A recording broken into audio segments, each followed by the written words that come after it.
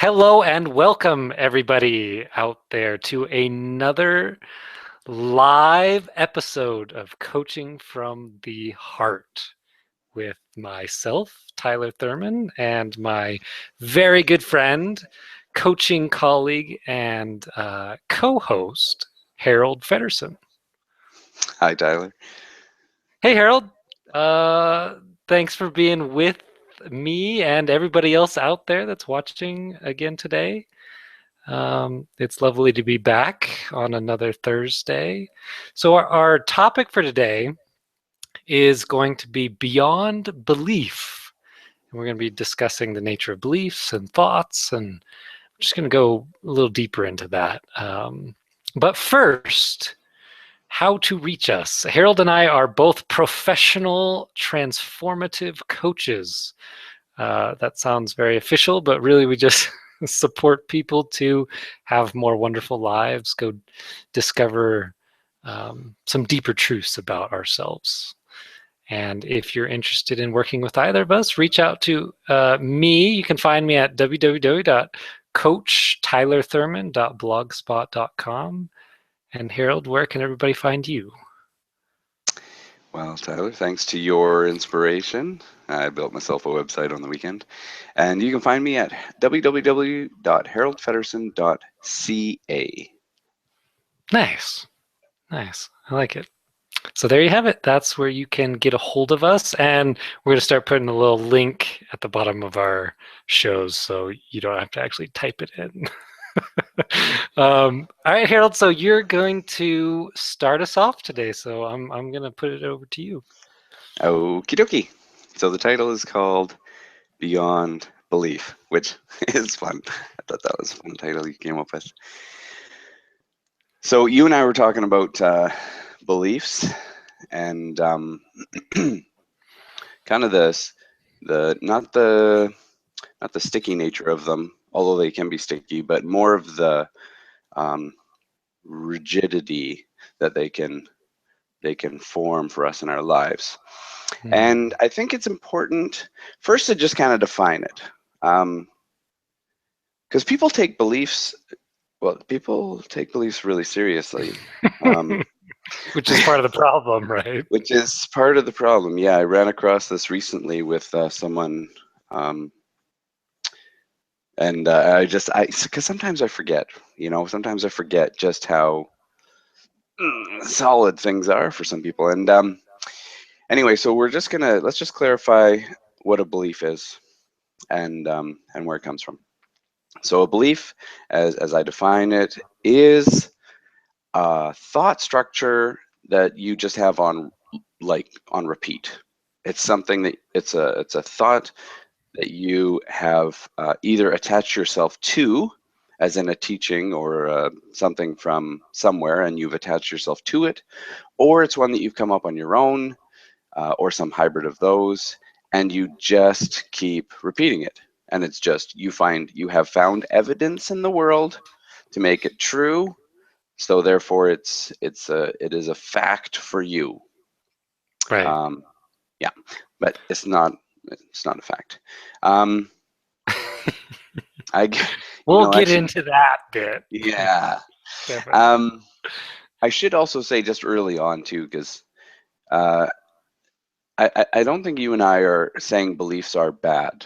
We're not saying, you should go around with like a completely empty noggin with no beliefs. It's just really valuable to have clarity on what your beliefs are, so as to be able to see them, so as to be able to hold them as, as they are, for what they are.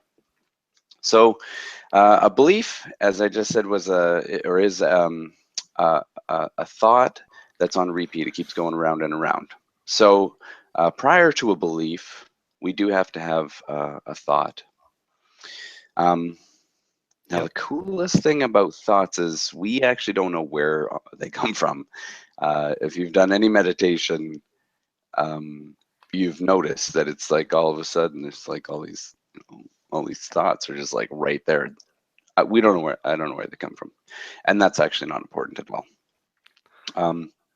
What's important Yeah, is just, there's all sorts of theories, right? But nobody can really yeah, we can't. definitive. We can't. You could come up with just as good an answer as we could. In other words, You can come up with a belief about where thoughts come from if you want. that's right. And then you can really think that it's true, right? You can Yeah. deceive. Oh, I just wanted to interject real quick that Yeah. I like how you put the loop. It's like a looping thought system. The way that I first heard it was I used to listen to a lot of the Abraham Hicks Oh, yeah. work Yeah. just a long time ago. It's been a Yeah. while since I have, but they used to call it, Abraham used to call it, a belief is a thought that you keep thinking. And I like the simplicity of that, so I just want to put that in there. Hmm. Yeah, it's such an interesting thing, because we all do it. We like it's just part of being a human. It's how it Right. goes. Um, It's a function of the mind. It's just something we do with our minds. yeah, and we also a lot of the time I don't think we're even aware. Um, well, I don't believe we're aware sometimes that we have any kind of a choice in this matter. It's like, Mm. no, this is just the belief. We vote for Republicans because they're the best. Mm. Yeah. Sorry, that just caught me as funny. You're Um, bringing politics into this, Harold. I yeah, can't yeah. believe you would I was do trying to that. avoid the religion one. Yeah. Okay, your turn. So yeah, there's some really important things about first of all, I really like what you said about kind of set us up there. Um that So one of the things you said is it's important to understand the beliefs that we have, and I agree, and I also believe we can take I believe, right? We can take it a step further in that the most valuable thing we can do with beliefs, which is actually not doing anything with them, is to understand them on the whole, not uh, not necessarily because one of the things that we like to do is dissect specific beliefs, and there's all sorts of books written about the power of belief and um, the changing belief systems, and I used to do that with NLP and all sorts of other Hmm. stuff. But in my experience as a coach and just a human being on planet Earth who thinks and believes stuff, um, the most valuable thing I've ever gotten out of beliefs is understanding their nature more. Hmm. And like you said, Harold, we're going to do it because that's what we do. That's one of the things. It's just mental energy kind of bottled up in one place, right? It's just thoughts that we have identified with in some way or decided this cluster of thinking is true. Um, So the first thing I think for me when I look at just the topic of beliefs in general is number one, um, they they're just it's just this mental thing that a lot of people we don't even really. I mean, I've talked to people that don't know they have beliefs, right? They just think that they're thinking. They don't even know they have thinking, in fairness, right? Yeah. It's just their experience of life is the one and only right way to live life, and everybody It's else the somehow is wrong. it's just the truth. It's just the truth. So that's the second piece for me that's really important to know about beliefs is it's it's an experience we create for ourselves of truth. So like I really like how you put it. It's true for you, right? But that does not mean that it's true on a deeper level, where it's cosmically true, or even it's true in a physical world sense, right? There's, if you don't believe me, go look up the Flat Earth Society, right? Right, we could sort of deceive ourselves into believing just about anything. Um, and again, it doesn't mean that beliefs are bad. Uh, you know, it's just a way of thinking, and certainly thinking is not bad. We can't really not think. It's sort of one of the things uh, that we do here. Um, but it's really important to know about beliefs, and most importantly, that we can be we can be wrong.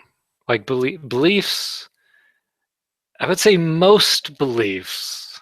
I don't think all, but most beliefs are false beliefs. Um, and they're, in other words, they're just not a representation of the truth behind life. Um, Now, that doesn't mean that they can't be useful in some way, shape, or form to help us kind of navigate the world, but more often than not, they become um, a boundary condition of our own mind. Yeah. I, I have just this thing popped into my head about how, we have beliefs that support our lives, and we have beliefs that actually contain us from life. Yeah, Um, yeah, well said. and it's funny because just because we have the belief doesn't actually mean we even live from the belief. Because I think we've all done this, where we actually believe that being kind and generous to other people is good, and yet all of us at some point are unkind. We'll say an unkind thing or do an unkind Right. act. So it's not like just having, like you were mentioning, the books, the power of belief. It's not like just having the belief is going to make the difference, because that's Right. not where necessary. It's not, most of the time, it's not where your movement comes from.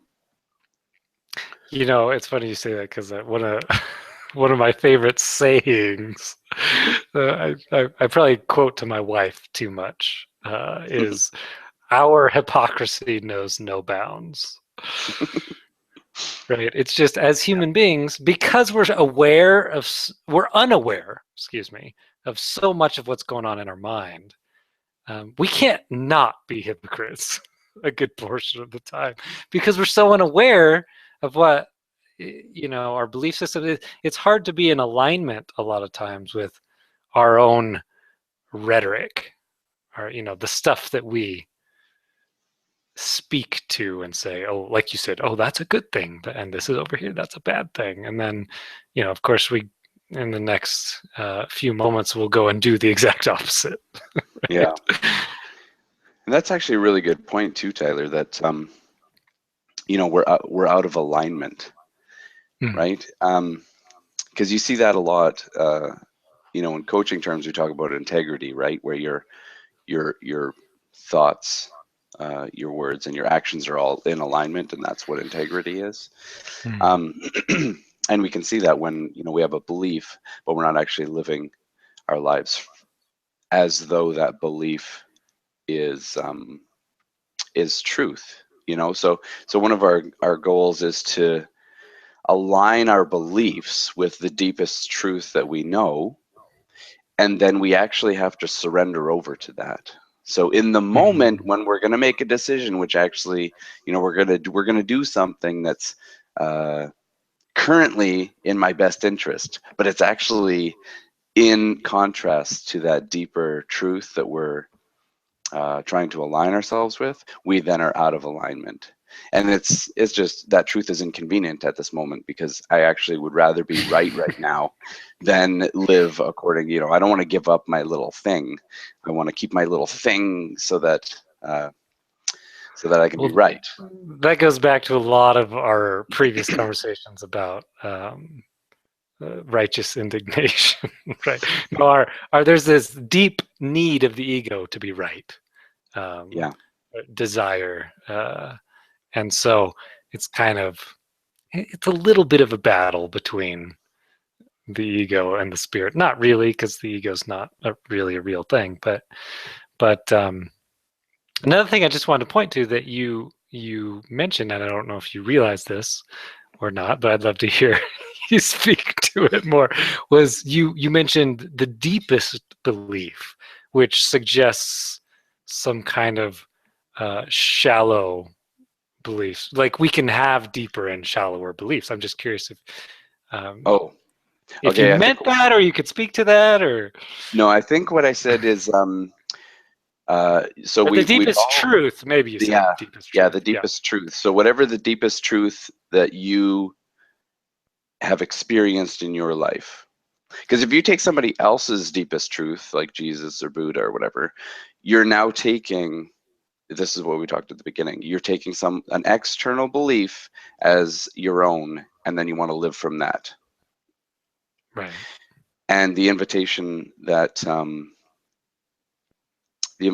we have is to, what is the deepest and most true experience that you have had, and then align your beliefs with that, because that's going to Absolutely. resonate out in the world in a much more authentic way than, this is what Jesus said and I believe it, and now I'm going to try and align myself with his truth as Right. opposed to your own truth. And I think you and I probably agree that if we go deep enough into your own well, you're going to find the same well that Jesus was It's the drinking from. same. Like Y- all the underwater's all the same. Yep. Yep. Heresy, Harold. Heresy. Same well as Jesus? That's pretty exclusive company. A couple hundred years ago, I would be on the stakes right now. Yeah, you might not be quite as peace as at peace as he was during that process, but it, But that's an advanced lesson. he wasn't even at peace though, right? Remember, he was crying out. He was like, God, why have you, he was Okay, in, okay, I'm gonna get myself in trouble, but that's the story the Bible tells. right. Yeah, But he went through yeah. he went through Watch the out. struggle, and then he got to the peace, and then he was in the peace.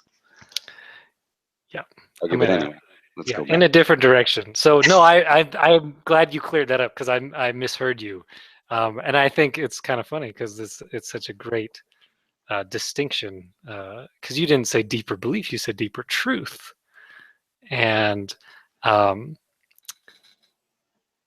it, I think that speaks to the fundamental distinction, I think, between truth and belief, because in a lot of ways they're fundamentally different. A belief can never be truth. It can, in my experience, like you said, it can kind of take us in one of two directions. Um, Further from the truth or a deeper truth, right? Our deeper truth as spiritual beings, Hmm. having a human experience.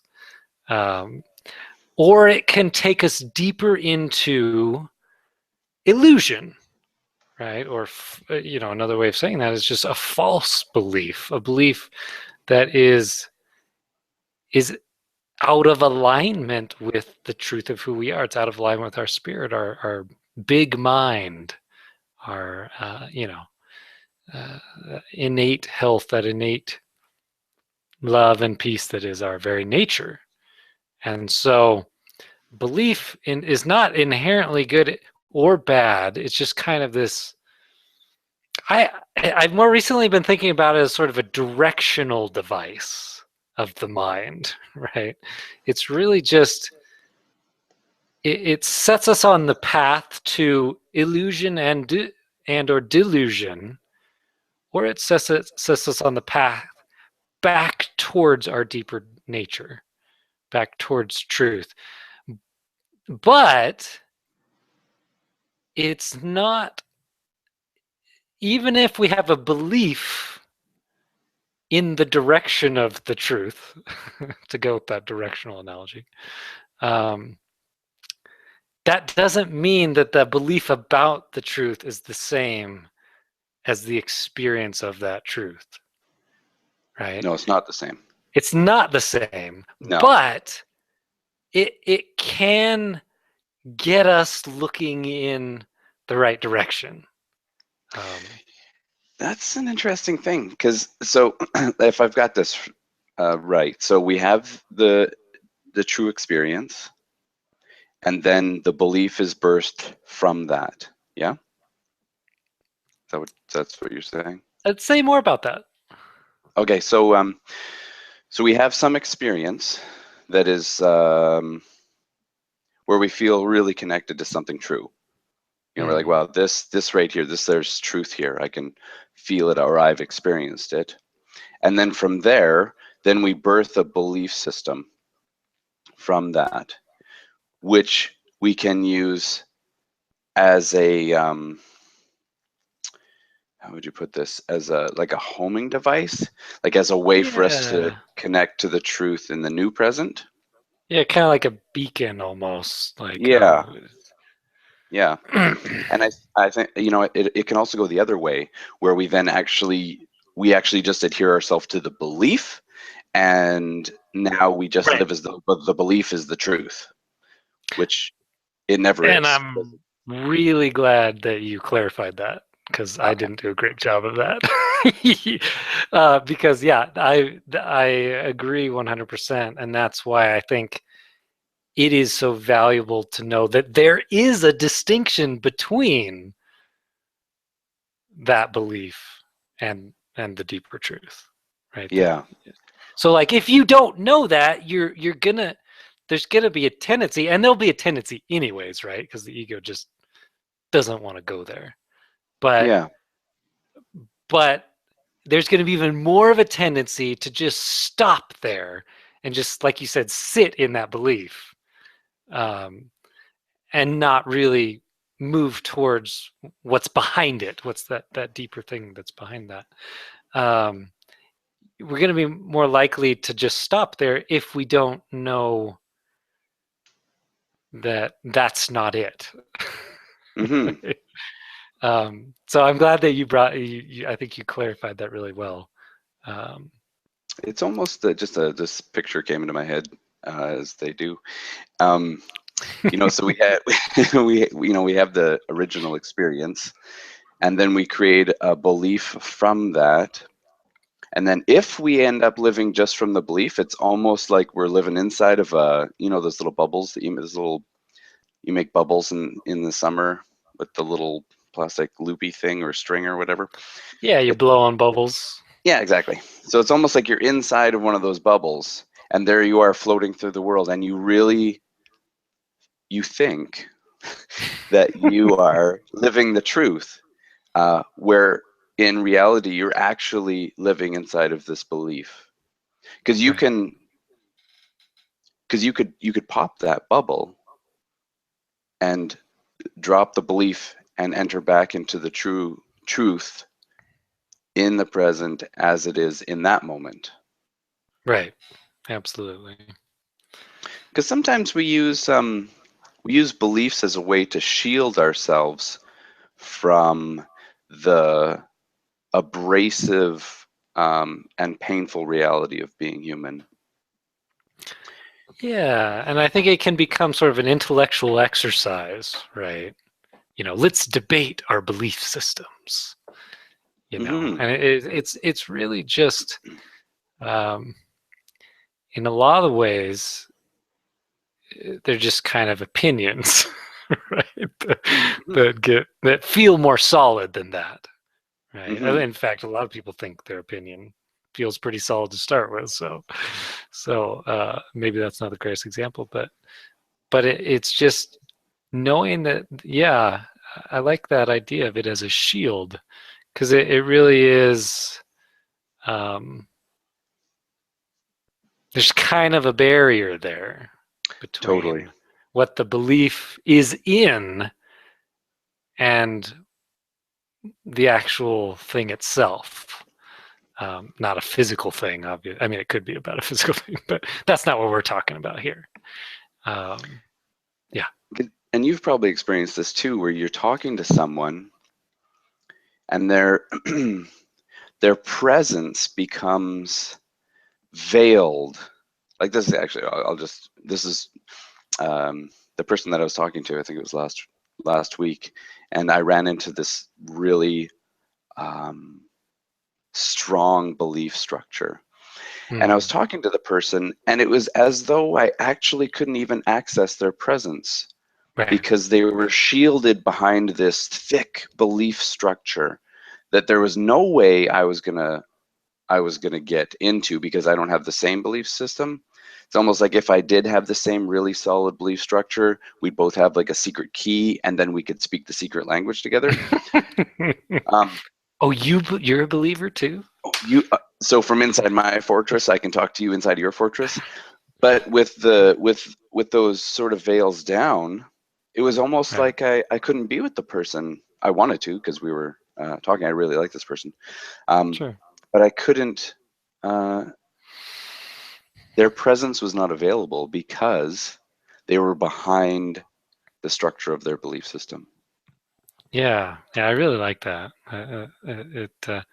It reminds me that most of you know I'm a student of A Course in Miracles, and there's a theme throughout that book that is that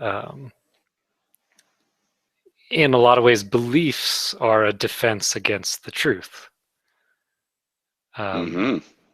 They're and yeah, so, shield. Yeah. yeah, you said a shield, and immediately came to my mind.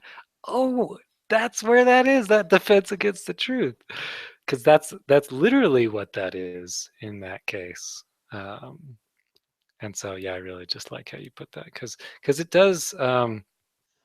It's like, yeah, we're each in but like these behind these closed doors with we each have microphones inside that we can sort of project our message, but each of us are living inside those, belief systems, Separate right? quarters. Yeah.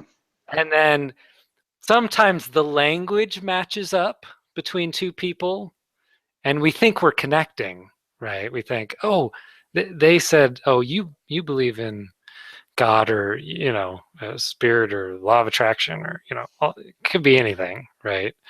Um, uh, and you're like, oh, a kindred spirit, like you said, Yeah. but really you're just reinforcing the defense system. It's Yeah. like, oh yeah, yeah, I have agreement, but you don't really know even what you're agreeing about. Right? Mm-hmm. Yeah. In fact, there's very likely, um, if those two people were to go deeper, they would find that they don't agree at all. Um, or this just kind of came to my mind. Um, a deeper understanding of beliefs and thoughts and just kind of the nature of the mind in general um, can bring us together in a more meaningful way, because literally one of the things that ties us all together is the human experience, which is made up of thoughts and beliefs. So, not with the specific content of those things, but as we begin to understand our deeper nature, which part of that is beliefs, belief systems. That's one of the things that we do, like we said in the beginning of the show. The more I understand, we all do this. Now, we all have different content for our beliefs, but we all make up shit that's not true. And then believe it and act and behave as if it is true and then collect evidence to support it. And then we believe even more strongly that it's true, And then we find right? people who have the same beliefs, and And then we find people that agree with us or they think they have the same beliefs, right? or we're really, really close, but there's a couple differences. And if It's those differences close. are strong enough, then we're actually going to create different buildings, right? Like we have what do we have? 100 Different different camps. denominations of Christianity. It's like Yeah. all these tiny. It's like I believe in this, yeah, me too, but I don't believe this part. Oh, me neither. Or I do believe that, and we can't be. We got to be in separate buildings now, and Every yeah. single field, quote unquote, in the history of humanity has sections, has partitions, right? Like Yeah. my personal ones are psychology and coaching, right?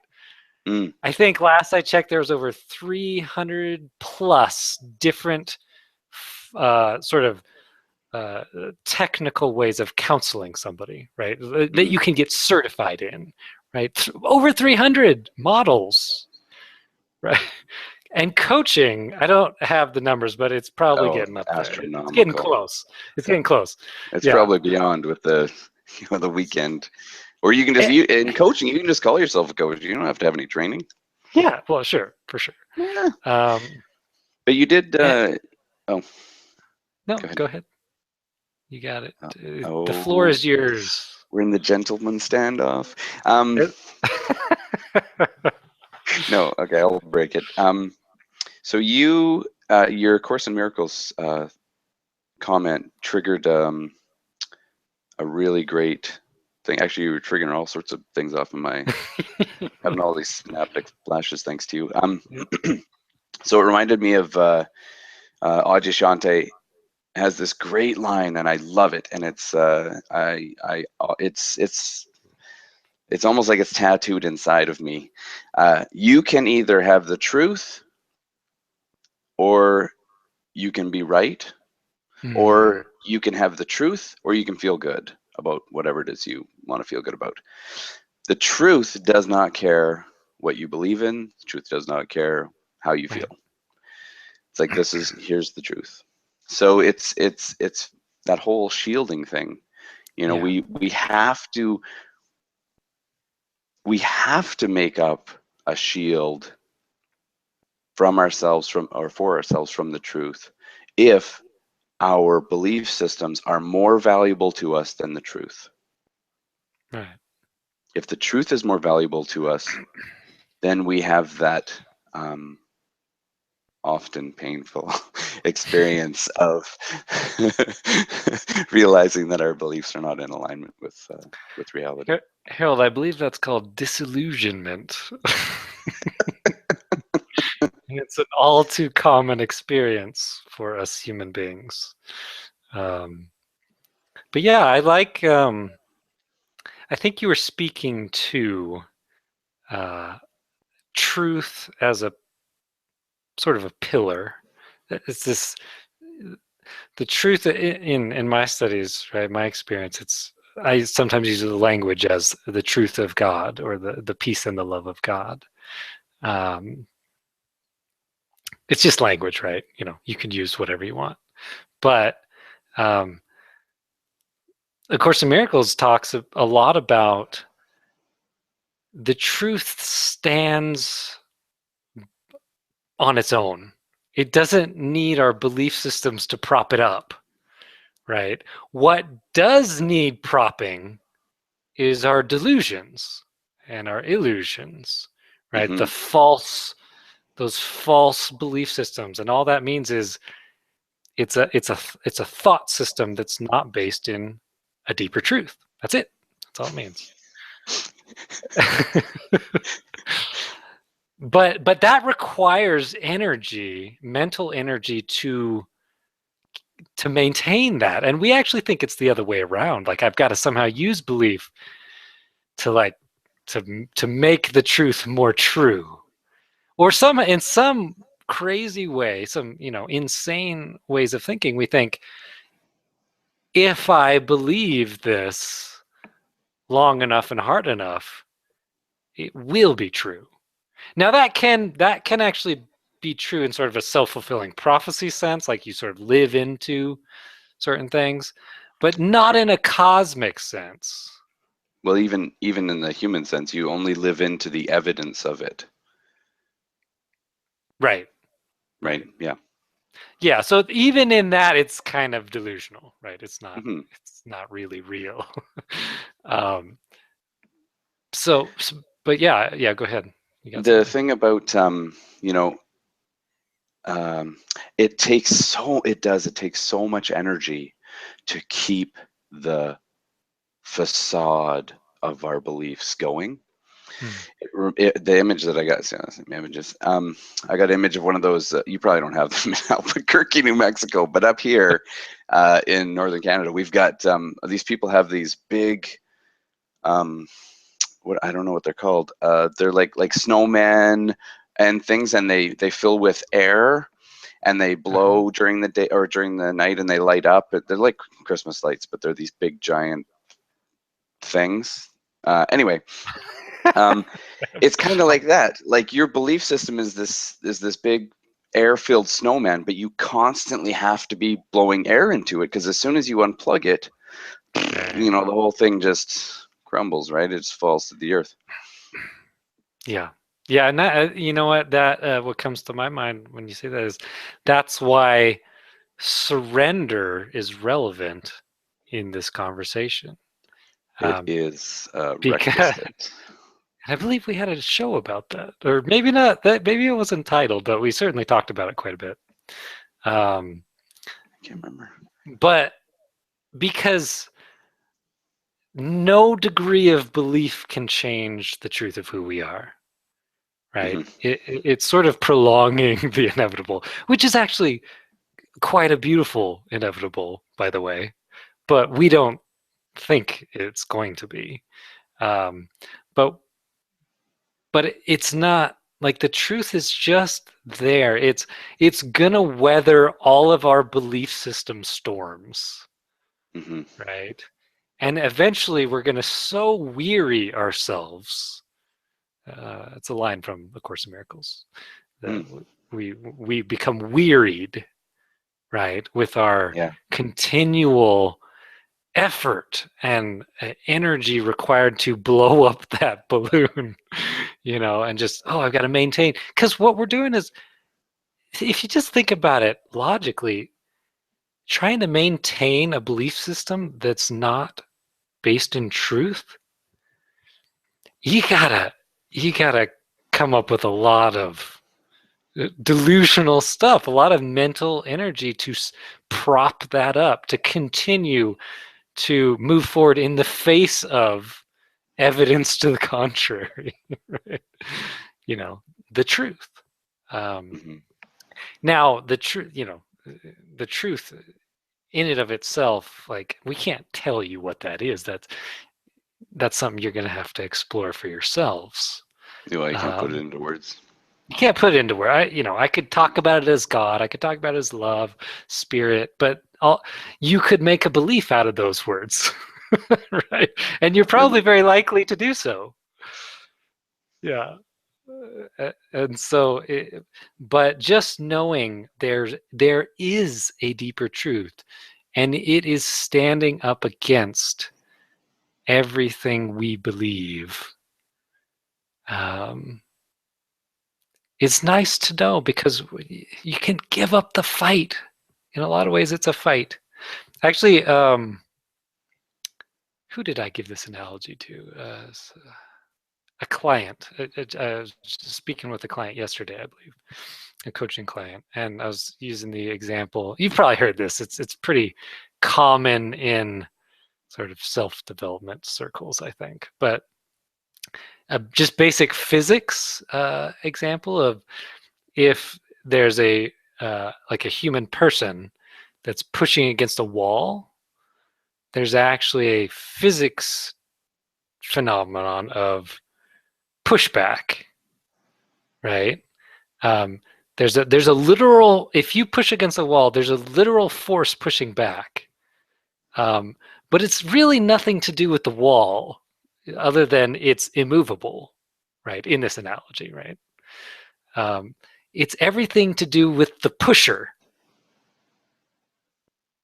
and there's no pushback if there's no pusher, right? And the harder you push, the more equal pushback there is. Now, the truth doesn't actually push back, but it can seem like it's pushing back. The world's pushing back against our beliefs. Um, but really, that's just the struggle against something that's not real, that's not true.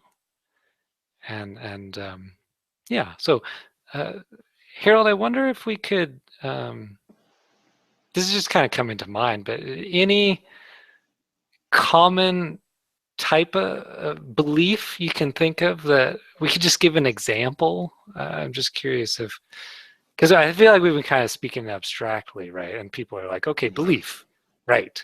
And then we don't really give any examples of what that might look like in a more specific sense.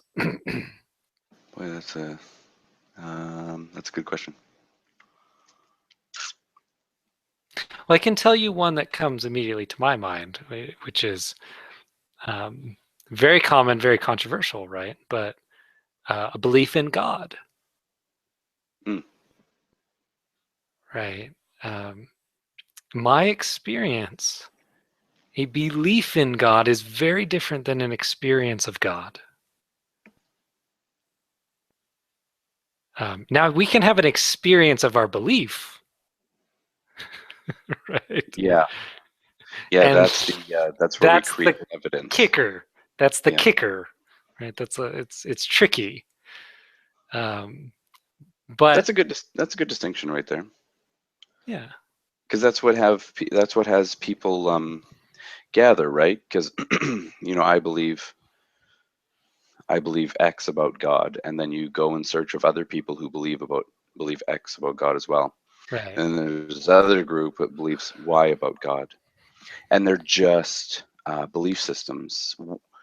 They may have been birthed from experience, Yeah, or they that may deeper have truth. been, yeah, or they may have been given to you by probably your denomination or your upbringing. Right.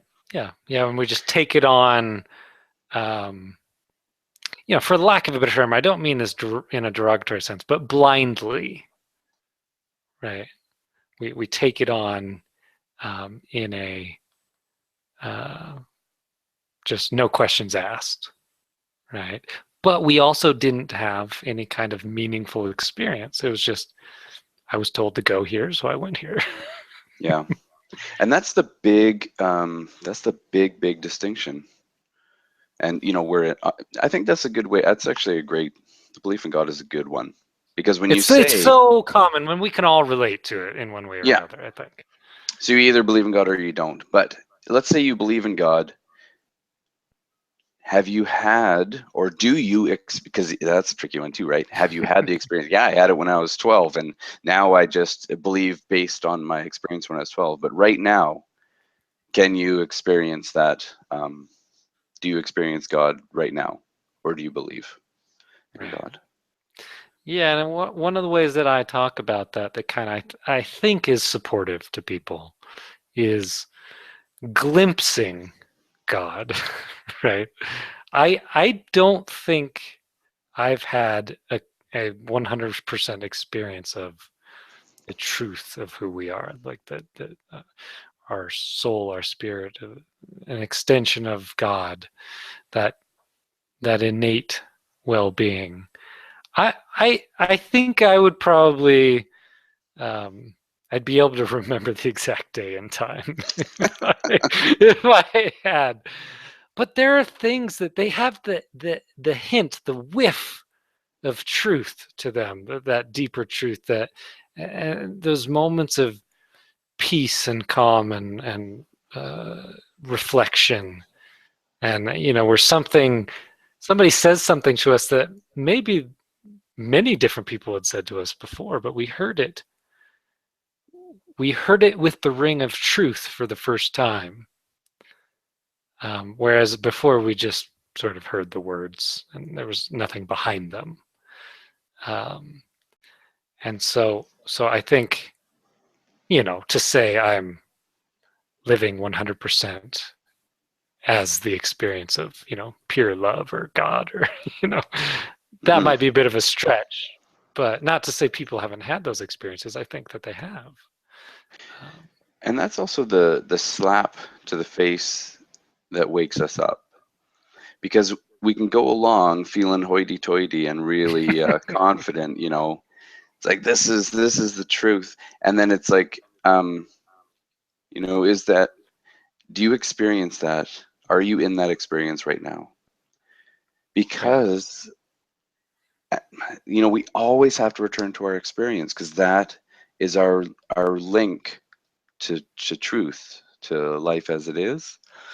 Um, right, and you can't be You can't be stuck in your thoughts and be experiencing that truth at the same time, because your thoughts are I love the Zen analogies. Like thoughts are like clouds that move across the blue sky.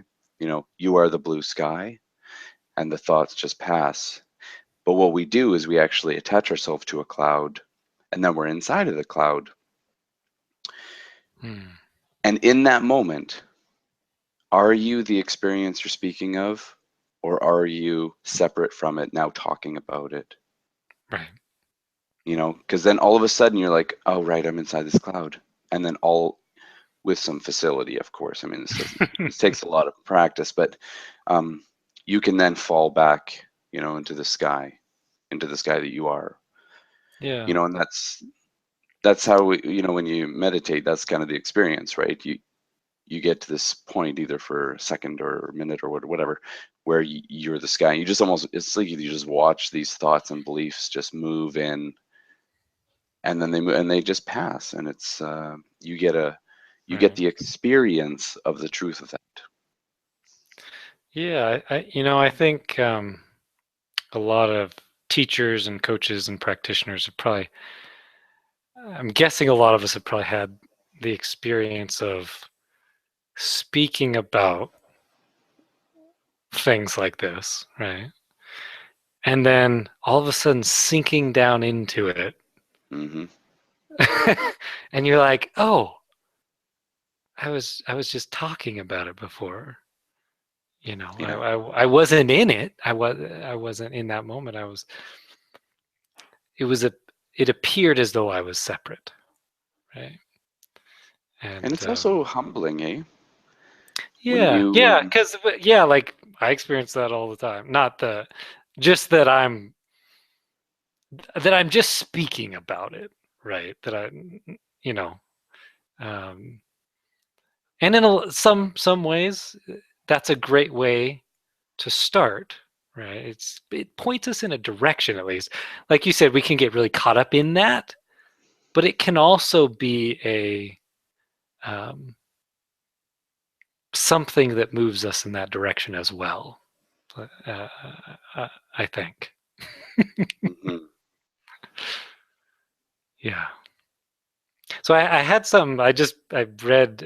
I think I was telling you um, before we started the show live that every day I do my Course in Miracles lessons, right?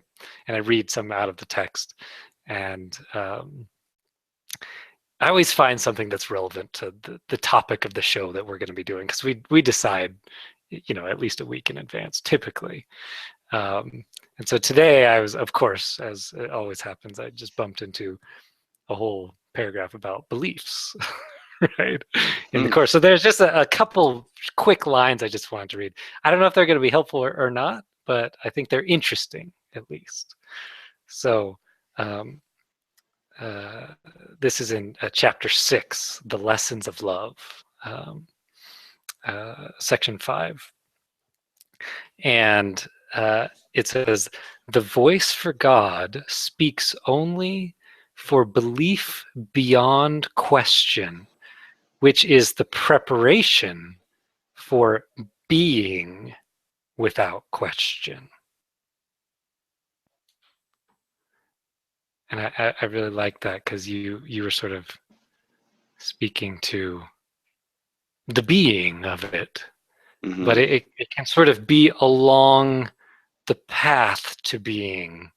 And there's a part at the very end of this paragraph that says, you cannot go beyond belief, the title of our show. Uh, you cannot go beyond belief until you fully believe. And so I feel like what comes to mind is that your analogy of the bubble, Mm. like it's almost the bubble reaches a saturation point. Uh, uh, but I don't know exactly what that means, but I think there's something in there of the direction of this belief is the truth. It's not the truth in and of itself, because it's still a belief, but at some point it can reach some kind of saturation point, probably with the help of our deeper self, right?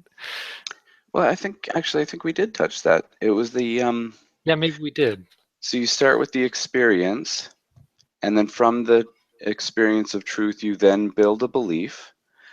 And then once you have that belief, you can go two directions. You can go to the bubble Right. direction where you're safe, or you can use that as your entry point back into the place where the belief came from. So maybe that's what the So well said. I really like how you put that. Yeah. thank you. Yeah. That's I think that's what the course is speaking to there. Hmm. But I also really like the idea that amongst the noise in our mind, there there can be and is a voice for God. It might not be the voice of God, but it's the voice in propelling us towards what we've forgotten or what we've believed against in a lot of ways. Mm. And to me, that's a really comforting notion that there's sort of a, I think we talked about on a different show, there's sort of a call home, Mm-hmm. a pull towards that truth. And that's something I don't know if we touched on it too much in this show, but there really does seem to be, it's hard to, you can't really put a label on it, you can't put a structure around it, but there's some kind of a pull home. Um, Because yeah, that's what it is, right? Like right. the truth is ever moving, ever present, ever there. And then we separate ourselves from the truth by attaching ourselves to our thoughts and our beliefs. And so it is always there. It's always there, just like it's the moment we let go of our little belief that we're the cloud.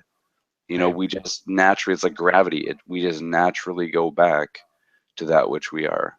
Yeah, there. That's beautifully put. I think it's like a gravitational pull. It's just like Yeah. just slow. Sometimes real slow. Because, like you said, it takes so much effort and energy to keep the thing alive. So when we begin to let our guard down, right, Hmm. or that defense system that we've put up, that Hmm. again requires all that energy. It's like, oh, it's For me, it was a gentle pull. Yeah, go ahead. for me it was I just eventually I just got tired of listening to my own BS. You Yeah, know, I, I'm like, absolutely. you just keep saying the same thing, Harold. You just keep saying the same thing.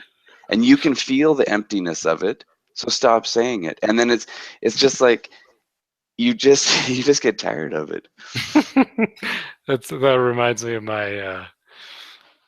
my coach, one of my mentors, Michael Neal. He I can't remember. He was saying something about to one of his teachers, I believe. Uh, it's so nice to not be full of shit anymore. Mm. To put it, bluntly, right? Hmm. It's there's just something, um, yeah, something nice There's about that. also another thing I was going to save this for my parting shot, but I'll do it now. Well, we're coming up towards the end of the show, so Yeah, we're you might as well. this. Um, when you were talking about how much energy it takes, it made me think about just how much, like how exhausting it can be.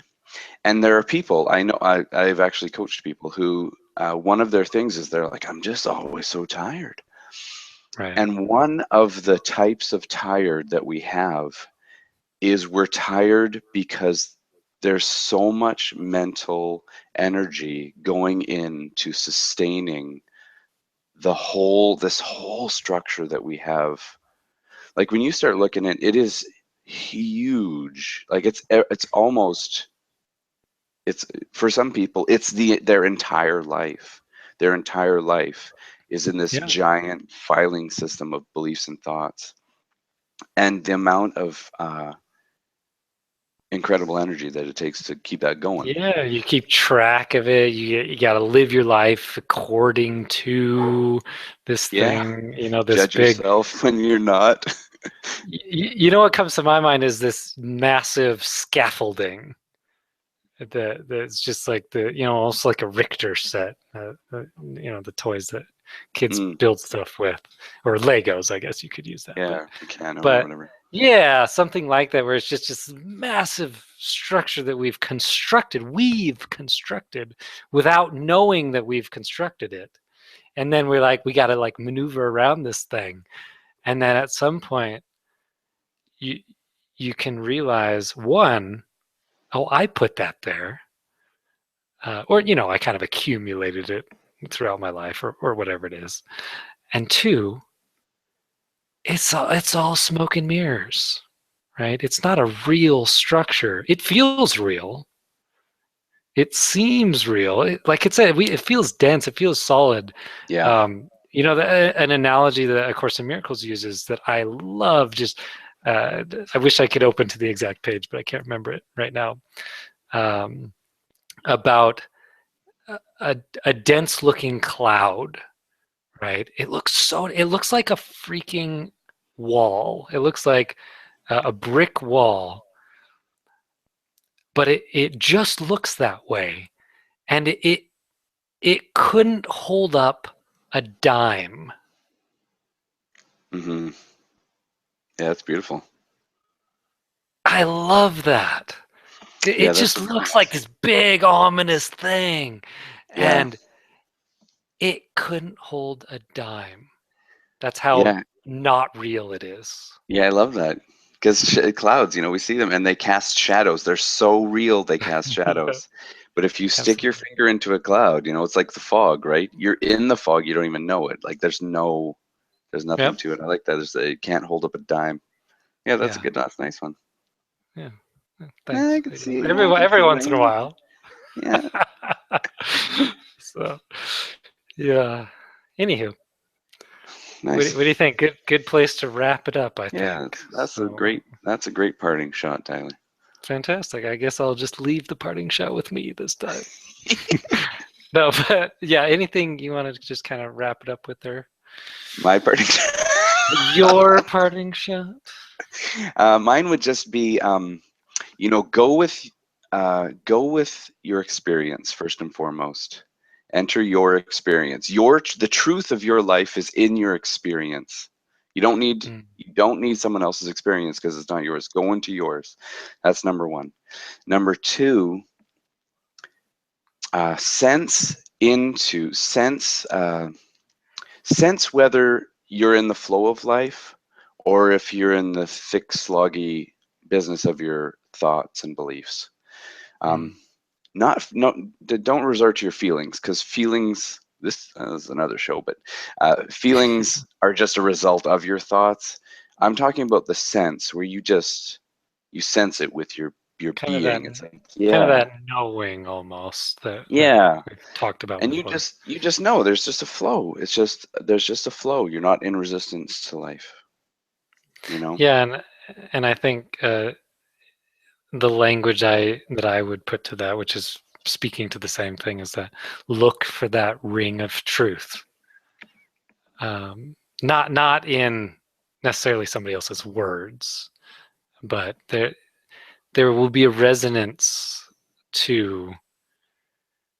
It's like you're on to something. It's Hmm. like you're on the trail of that deeper truth. Um, you've got the whiff of it, like a bloodhound, right? Mm. Um, and you'll know, and you'll get sidetracked too, like we all do, um, because we can be deceived by our thoughts and our beliefs. That's actually kind of the nature of them. Is they're illusory, It and reminds me. so Sorry. yeah, It no, good. That's all I was gonna say. So. reminds me of when when you first start meditating and you sit down and there's like 1 second of peace and everything else is talk, you know? And Yeah, it takes practice. You just keep going back, you get angry about it, and you keep coming back, and eventually you get a facility with it. You build the sense of separation between you and the thoughts, or you and the clouds, and you start to sense into the larger truth of what you are. Right. Yeah, and at first, like we said, it just looks like a little blip on the radar. And Yeah. because it's so unfamiliar, um, at first glance, it's like, oh, that's not that can't be a deeper truth because it's so seemingly small and like brief. Yeah. But really, it's just we're just so familiar with the pain and the heartache and the stress and the struggle of propping those false beliefs up that we've forgotten the truth of who we are. But there's some kind of built-in homing mechanism to call us back home. And like I said, you start it's most people I meet refer to it as a remembering, Hmm. not a first time discovery, right? It's like, oh, okay, this is actually familiar. I might not have seen it for a while, might not have experienced it for a while. This is home. The other stuff is the white noise.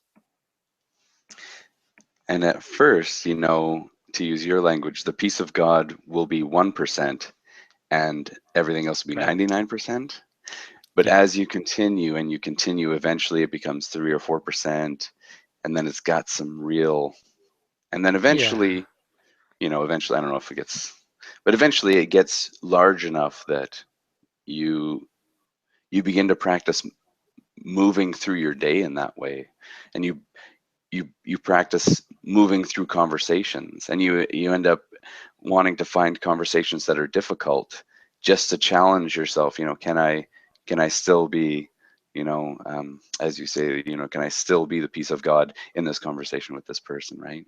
Yeah. Yeah. It's literally the cliche, the tip of the iceberg, right? Yeah. It's you know, it's big under there. Yeah. for And when we start, we for only what get the tip, the little tiny tip. yeah. But it's so worth uncovering. And just for me it's not the oh I've uncovered it, I'm done. It's this lifelong thing. Yeah.